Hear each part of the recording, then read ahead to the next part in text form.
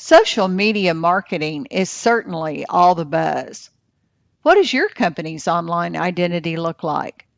How can social media complement your public relations and marketing efforts?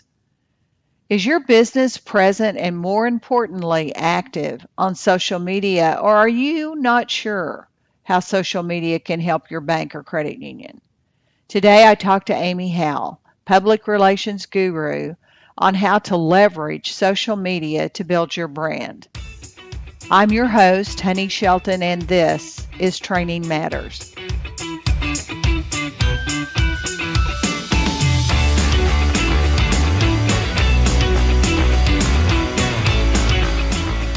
Training Matters is brought to you by the Training Institute, dedicated to setting the standard for individuals responsible for training effectiveness in banks and credit unions across the country. We are pleased today to have Amy Howell as our guest. Amy is an author, public relations guru, and the founder of the award-winning marketing and PR firm Howell Marketing Strategies in Memphis, Tennessee. Welcome to Training Matters, Amy. Hi, honey. Thank you so much for having me. Glad to be here. Glad to have you here. Listeners, Amy and I met at a Women Bankers Conference sponsored by the Missouri Bankers Association a couple of years ago, where we both made presentations. We clicked right away. I wanted to bring her home with me, and I knew that I wanted to have her as a guest on our show. Amy, tell us about the books you've written. I'm especially interested in learning more about women in high gear. Okay, great. Thank you, honey. And I loved meeting you at that Bankers Association meeting in Missouri. It was so much fun. And, of course, I was there to speak on the book, Women in High Gear, which was my first book with my co-author, Ann Gallagher. She lives in Harrisburg, Pennsylvania. We met, believe it or not, on Twitter, and she has a PR firm up there similar to mine. So we met and started engaging and talking about best practices. And lo and behold, before you knew it, we were meeting in real life and working on projects together. And one of them ended up being the birth of Women in High Gear, which is a book about women entrepreneurship and owning a business, running a business, and how women are meeting the challenges every day in mostly a male-dominated world, especially like banking. So the book was 13 chapters, and it's basically written from our unique perspectives of business ownership. Well, I really commend you on getting your book written and being able to help women in business learn from people who've already made it happen. I will look forward to putting that on my to-do list to read more about it myself. When we met in Missouri, we talked about what we each do and how what we do is similar and different. You spoke about social media, and I found the information invaluable. I remember I told you how difficult it was for me to reach my audience through social media because of the restrictions that banks and credit unions have. You lifted up your cell phone and said, well, each one of them have one of these. And I came home and we altered our strategy a little bit. I thought today would be the ideal opportunity for you to share your recommended best practices for today's banking professionals around social media and how it impacts their own personal brand. So take it away with that, Amy. Okay, great. Well, we certainly get that question often, and we spend a lot of our time balancing the traditional PR and marketing with the new digital tools that we have. And it's true that, you know, teenagers have more power in the back of their pocket with their smartphones than the White House had 15 years ago. So this incredible explosion of technology and all the social media tools that we have now have really been a way for people to successfully share their story and tell their story and market themselves. There are a lot of things we talk about that people should not do. And in banking, of course, it's a highly regulated industry, as you know. And so there are different regulators that the bankers must adhere to. So bankers are probably more limited in what they can and can't do. But we tell all regulated industries, whether it's healthcare or banking, that they can still post online. It's just what they post, the content that they post needs to be something that would be approved to be on their website, for example. So bankers can definitely post on social media. It just needs to be the same stuff that they would put in a newsletter or just kind of the traditional information that they would post otherwise. So social media is really just another platform for communication, if you will. It's not different than your website, your emails. Any way you're communicating with your customers, social media gives you other alternatives and other channels. We feel like it's a great opportunity to expose yourself, build your brand. And I'll tell you the true story, honey, I would have probably never have met Trent Fleming had I not been on Twitter. He and I sort of met on Twitter, and he found out what I was doing and who I was. And as you know, Trent recommended me to be the keynote speaker for the meeting that you and I met at. So all great things can come from social media. There can be equally as many bad things, but if you know how to harness those tools for the better of your brand, it can really be a game changer for you. Well, I'm glad you brought up Trent. He's now a mutual friend of yours and mine, and he has also been a guest on our show. I never hesitate to recommend Trent, and I'm glad we have that alliance between you and I in terms of knowing Trent. I like how you talked about that social media is such a platform for communication, and that a banking professional would want to think, is what I'm about to post something I would want to see on the company's website? I know that when I've been in executive meetings at a bank or a credit union where we're talking about who has great potential to begin to take on a new responsibility, it's not uncommon that HR or someone has brought printed pages from someone's personal Facebook or LinkedIn. And I think just to remind our audience, lessons that you've probably seen your clients individually or even as a company, how they've learned the downside of being too cavalier with what they might post. Is there more you want to say about that in terms of how you and me and banking professionals can elevate their personal brand or harm it when it comes to social media? What are some of the do's and don'ts for the individual? Okay, well, that's a great question. We get it all the time, and we have a whole chapter in our both of our books. We just published our second book, Students in High Gear, for college students and graduates. But in Women in High Gear, we talk about the do's and don'ts of personal branding online. And you know, now you really are, you can't separate your individual personality from your company anymore. You know, your external message is now your internal message and vice versa. So we tell all professionals, whether it's banking, whether it's your position, whether you're an accountant, what you post needs to really support your brand and who you are and what you're trying to do as a profession. Now, if it's different for people that are in non-regulated industries, like if you're a small business owner and you own a coffee shop, that's going to be kind of a different market for you're going to be swimming in a smaller pool. You're not going to be looked at like you were if you were in banking. So the do's and don'ts are, you know, for the do's, promote what you're doing and use a hashtag strategy. There's a lot to be said about that. Use Twitter, especially for research. Twitter has a search bar very much like Google. And if you go on Twitter, if you're a banker, for example, and you want to search different topics that people are discussing on banking, let's just say there's been a new tax law that's changed or a new banking law regulation that's been imposed, it's really helpful to get on Twitter and search for those topics and engage with the community that is already discussing it. And there may be news articles out there that you can repost. And basically that can kind of set you up as a professional for someone who is on the cutting edge of knowing what's going on. A lot about social media, honey, is really reposting information that's already out there, and people will start to look to you as an expert. Amy, I think a common concern for today's banking professionals is what to do when you get more than you bargained for. Here's what I mean. Of course, what you want to have happen when you become more active on social media is for an increasing number of people to begin to view you as an expert.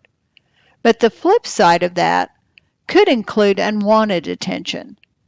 Now, all of a sudden, people from unrelated fields or from the other side of the globe want to connect with you just so they can grow their connections.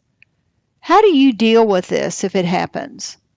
I block people if they start talking bad to me or disagreeing with what I want to say, I just block them and just keep going. So avoid negativity, avoid profanity, obviously, avoid anything that you can't back up or support with documentation. Like if I were a banker, I wouldn't get out there and tweet something about some banking regulation without the attached supporting documentation for that.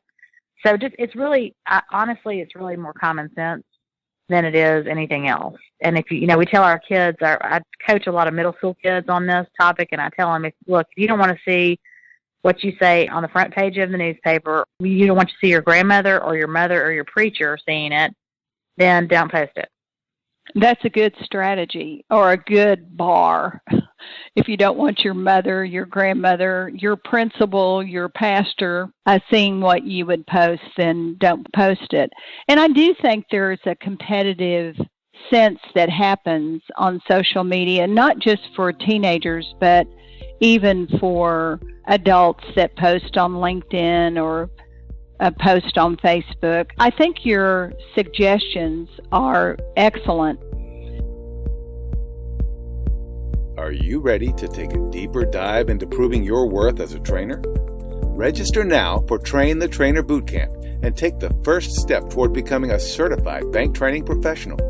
Check us out on the web, interaction-training.com, and you'll be on your way to learning how to create and present training that results in learning. Interaction-training.com.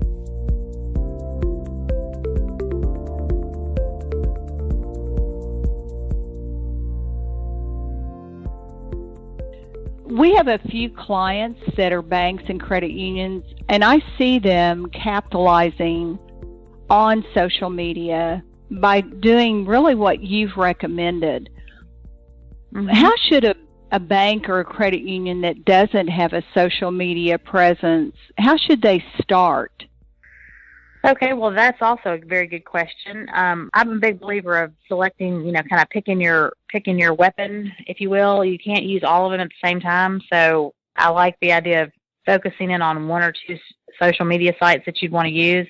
For a bank or a credit union, I would suggest that would be maybe LinkedIn and Twitter, maybe, because LinkedIn is more of a professional site where a lot of job seekers, a lot of recruiters are on LinkedIn, but a lot more than that are regulatory entities that are on LinkedIn. So I think that's a great place for bankers. And then also Twitter, because it's an open platform, and much like Google, you can be found and you can find good information, share good information.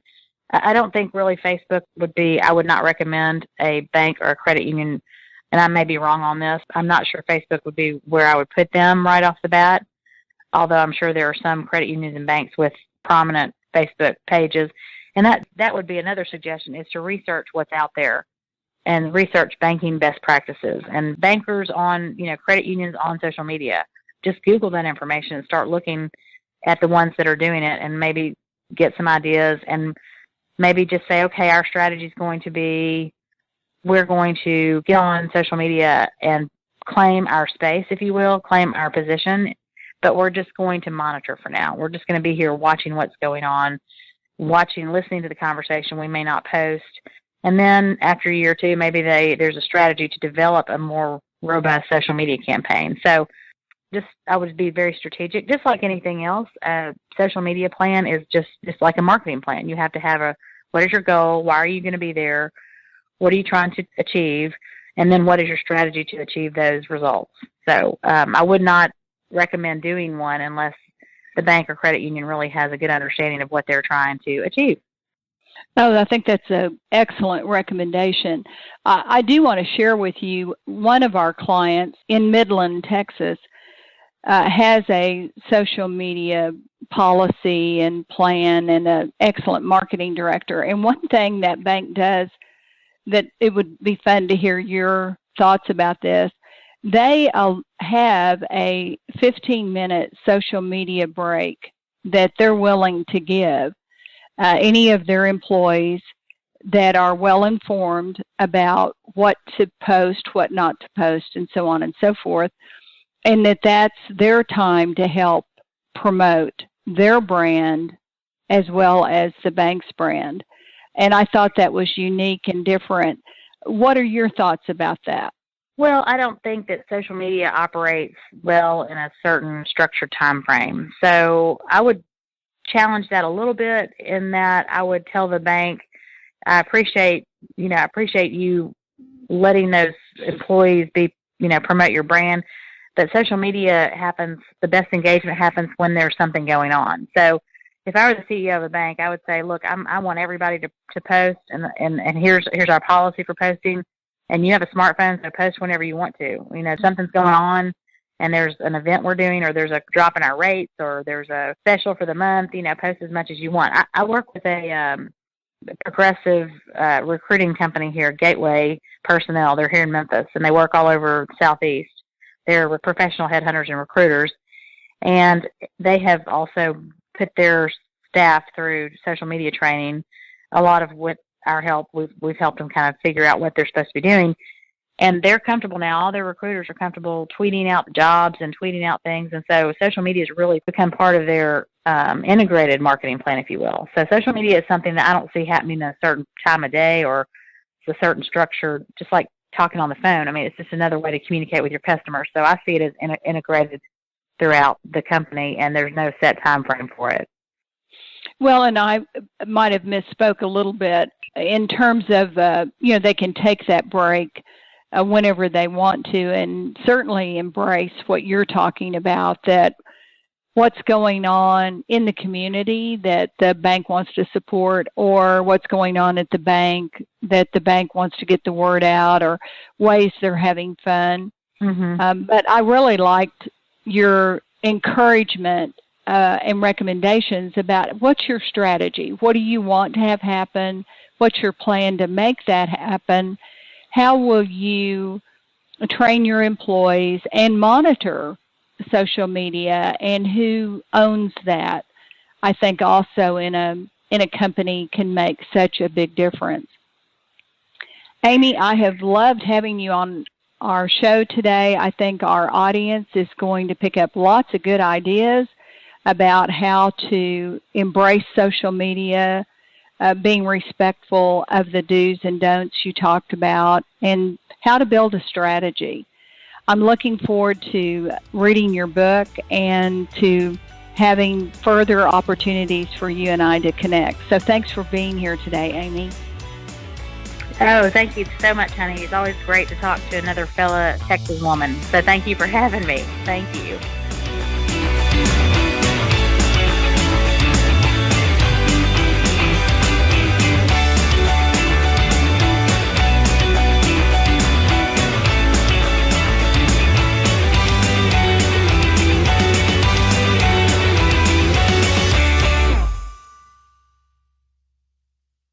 You've been listening to Training Matters with Honey Shelton.